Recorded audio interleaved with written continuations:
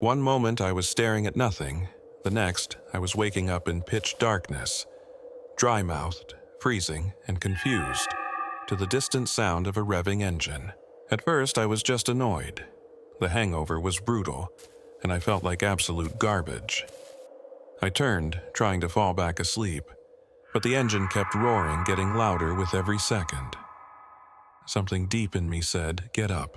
When I finally sat up, I heard voices, distant, slurred, but angry. I figured it might be some drunk kids messing around, maybe joyriding a stolen car. Still, something felt off. I moved to the edge of the hill and saw torch beams flickering through the trees, down at our old campsite. Someone had driven down the rough forest trail, all the way to where we'd been sleeping just hours ago. I had no idea who they were, but they were looking for something, or someone. I acted on instinct, rushing back to wake my friend. It took multiple tries. He was groggy and still drunk, but once it registered, he was up, helping me stamp out the fire.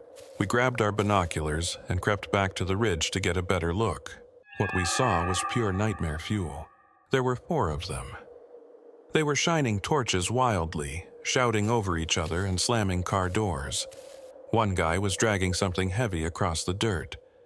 Another was swinging a bat like he was warming up for a game. They weren't just mad, they were hunting. In the light, we saw what they were carrying. Baseball bats, hammers, maybe even rope. They looked furious, cursing loudly, kicking over our stuff, tearing through the campsite. They were angry they hadn't found us.